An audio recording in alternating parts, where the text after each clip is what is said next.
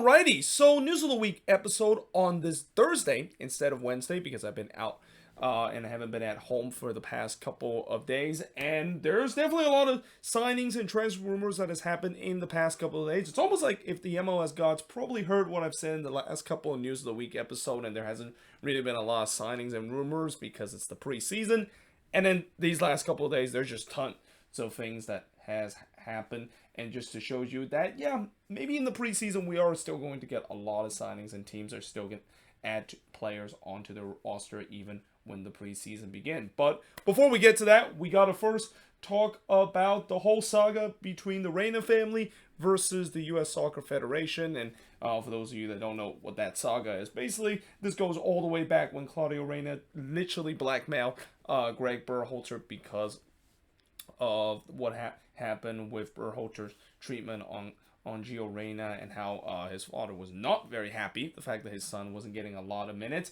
And we knew that there was going to be some repercussion in terms of the whole ordeal, and we're starting to see some of them with both Brian McBride and Earnie Stewart departed from their role in the U.S. Soccer Federation, and Claudio Reyna, the master himself, also stepped down as the Austin FC technical director. Now, the second one is kind of interesting because for a while there's that rumors of the fact that is he eventually going to resign his post? Is Precock going to potentially put a lot of pressure on Claudio Reyna to resign because of his action that he did? Well, it turns out that of course is the case. But at least for Claudio Reyna case, at least I think he's now demoted as a technical assistant. So technically he's still with Los Verde. He hasn't exactly been departing from the team that he currently have a job in, unlike what Brian McBride and Earnie Stewart. Although Earnie Stewart, he mentioned that he was actually going to be going back to PSV in the Netherlands. So yeah, I mean, obviously we're starting to see the repercussion. You knew that there was going to be people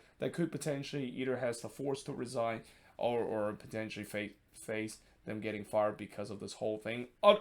Either way, this situation is definitely very messy, and again, you know, I'm glad at least in some way this happened right after when the World Cup ends, because hopefully it will take maybe a year or even less for this to clean things up, because this is definitely not a good way for the U.S. Soccer Federation to kind of begin that march. The fact that now that in a couple of years they're going to be playing in the World Cup again and going to host games, and that we should be more worried about kind of youth development and who's the next batch of talent that will get this U.S.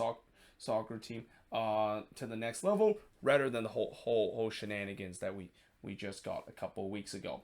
But that being said, moving on in the next news, and start with some of the signings that we have. Well, the Philadelphia Union, they were busy in these last couple of days. They acquired both Joaquin Torres in a trade, or both Joaquin Torres and Damian Lowe in a trade. Now, they of course got Joaquin Torres in exchange for $800,000 general allocation money. Well, for Damian Lowe, they got him in exchange for $225,000 general allocation money that will go to Inter Miami. Now, obviously, the Joaquin Torres one, that's been a rumor for a while, and I think this is definitely a good signing for the Union. I mean, the Union is a team that we have seen before where they've been able to turn players that maybe didn't do relatively well with their previous club. And in the case of Joaquin Torres, I think in some way you can definitely see there's some flashes of brilliance for him, but I just think that he maybe wasn't fit in the system that Montreal and Wilfried Nancy was playing when he was there.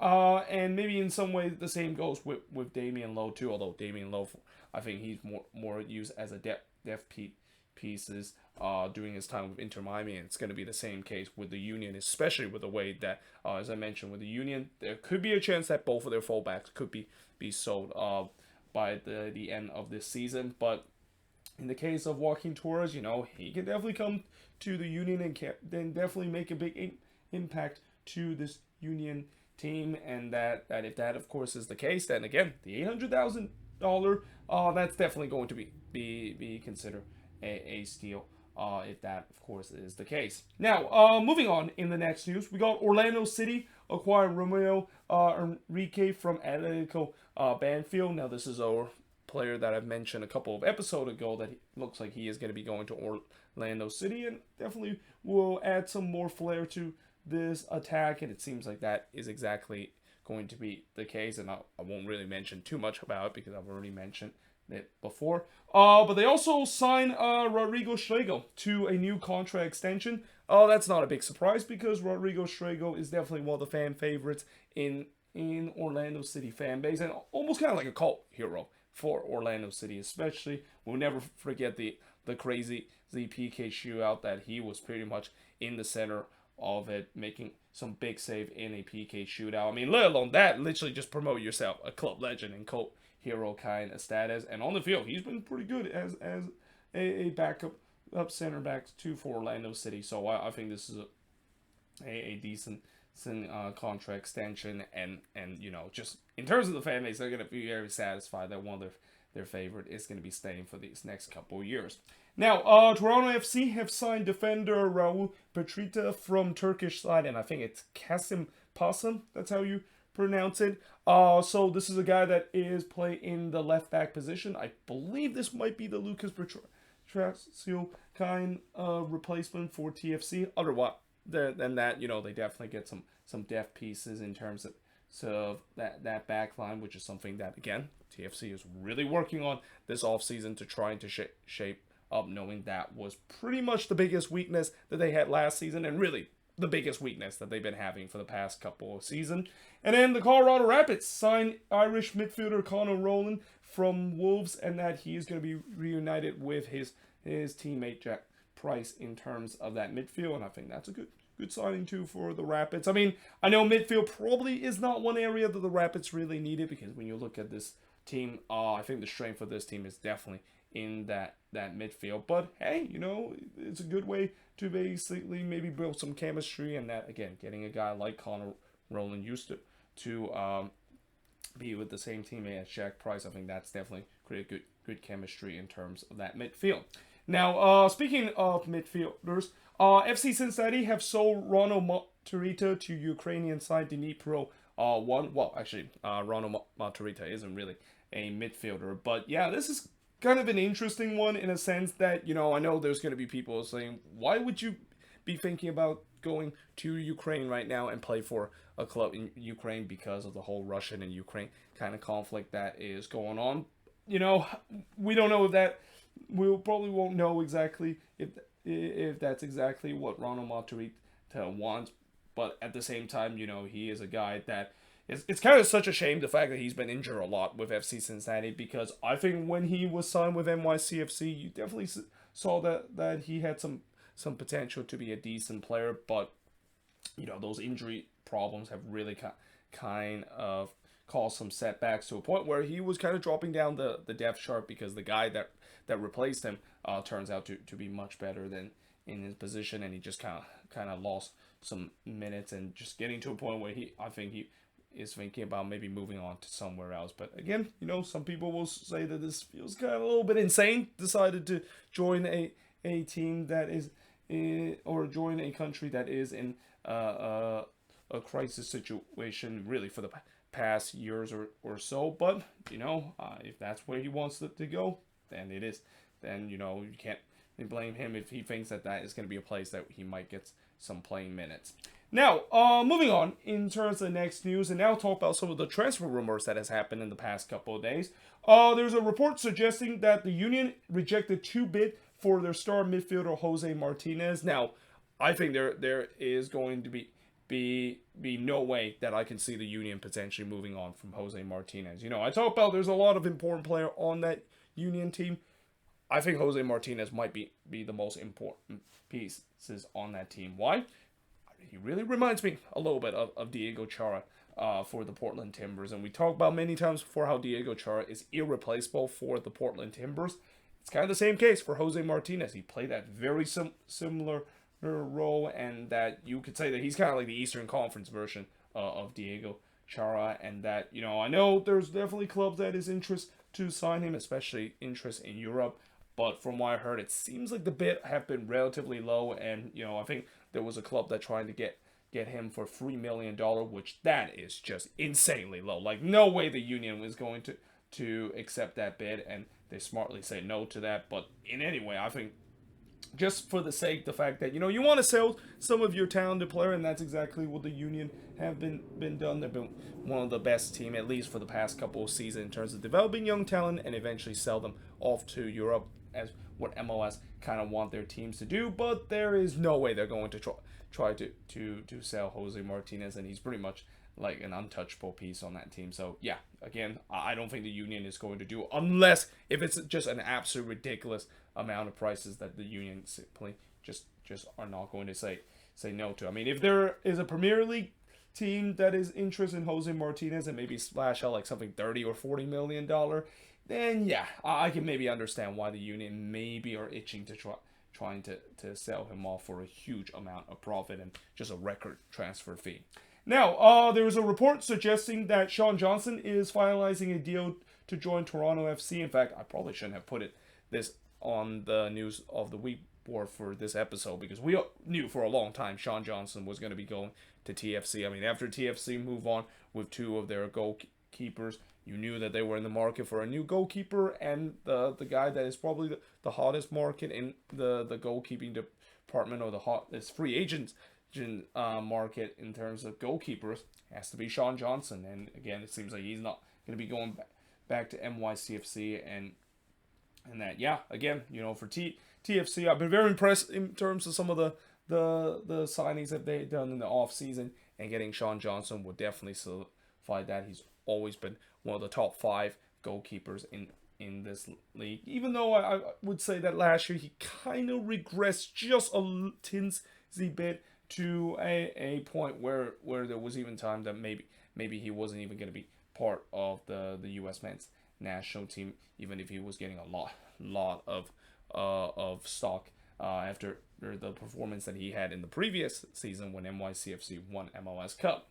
Now, LAFC is reported to make a loan offer to bring Albert Elise back to MLS. Remember Albert Elise and how explosive he was a couple of years ago? Well, it seems like he's now thinking about coming back to MLS, and I'm pretty sure LAFC is the last team that every MLS team wants to see Albert Elise joining, because we know LAFC have just a ridiculous amount of arsenal in terms of their attack, and now potentially bring Albert Elise, one of the most talented wingers in this league, and especially if it's not going to cost a deep B kind of deal. Oh boy, yeah, again, as the old saying goes, the rich just get richer for LAFC, and it feels like they just continue to add that more gasoline of what already is a very explosive attack. And if this, of course, is going to be the case, for Albert Elise, it's also kind of interesting that if he is coming back to MLS to maybe get some more minutes, I don't know if LAFC might be a good choice to do, because they've already been so loaded in terms of the roster. They're pretty much too deep in every position. So I guess maybe he just want to join LAFC so that he can maybe join a team that has a chance to be winning trophies and have success, because it's tough to do that when he was with the Houston Dynamo, even though technically he was part of that Dynamo team that won the US Open Cup. And back when the Dynamo, I think in his first season, that team went all the way to the Western Conference Finals. So I mean, again, maybe just joining a team that has the best shot of winning a trophy, or you could say that in that sense, it's probably a player that is trying to ring chase, and maybe trying to chase to get some success.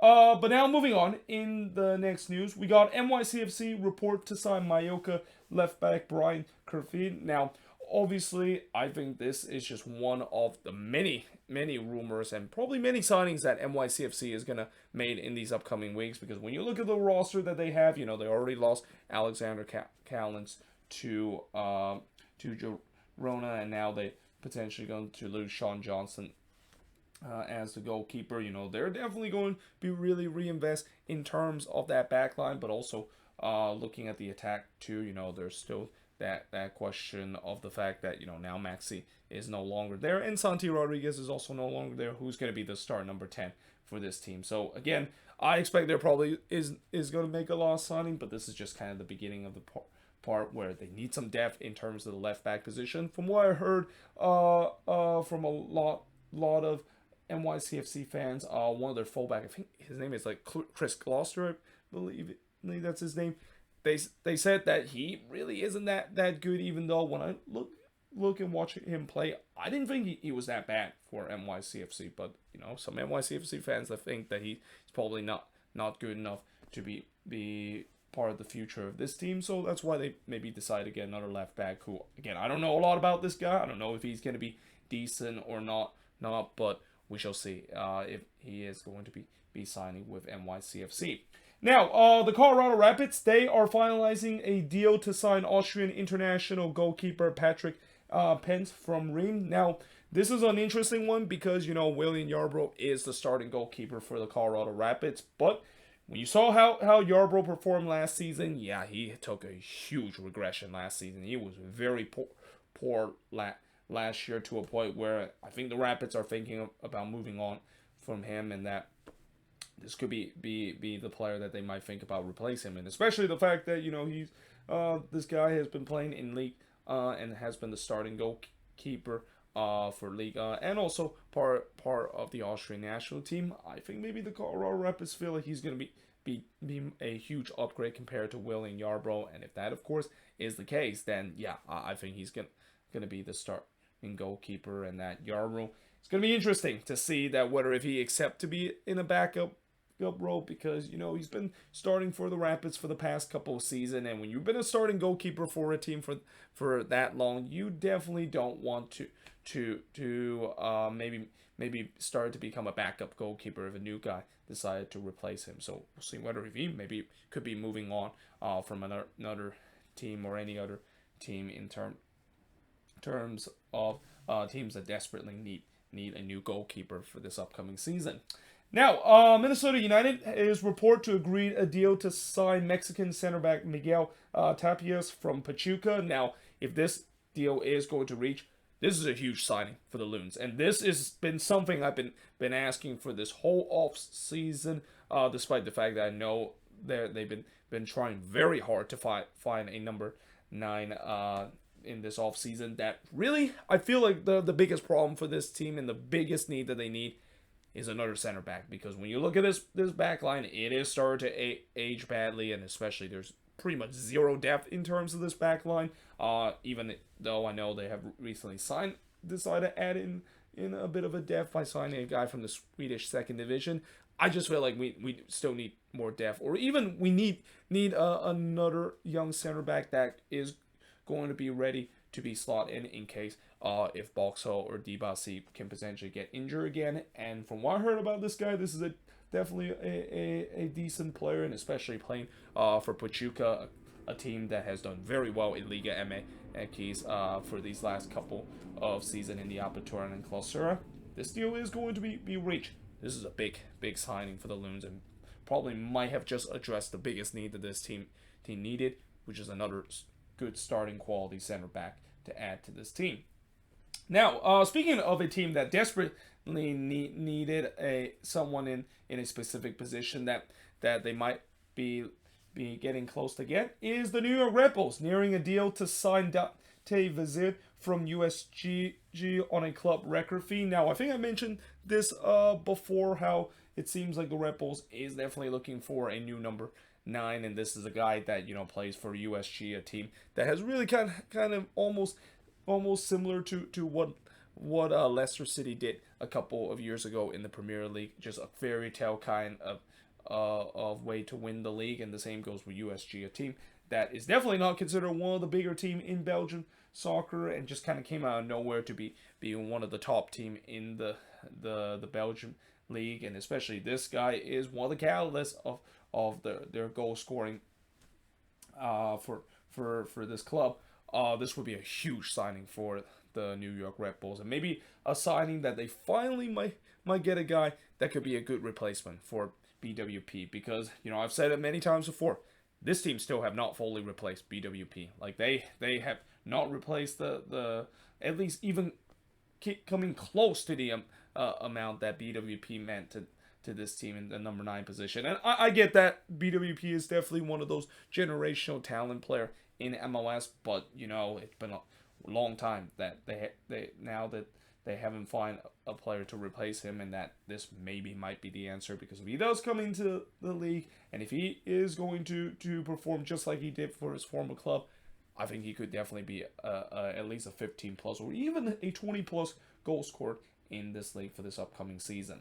Now, moving on in terms of the next news, and now moving away from some of the transfer signings and rumors I've been talking about, is the Portland Timbers hire Heather Davis as the league's first ever female CEO. Now, what's interesting is that they mentioned he's actually a former female CEO, so I'm not sure what they mean by that. Was he part of the Timbers organization? Because if that is the case, and if he's part of that regime that had that ongoing scandal that they be facing for the full season, this maybe might not be a good look. But at the same time, I think the Timbers, after the scandal that they had to go through, they knew that they had to do something to make a big change, and this is definitely a good way to do so, and that we'll see how she is going to do, and that again, making a bit of a history, becoming the first ever female CEO in league.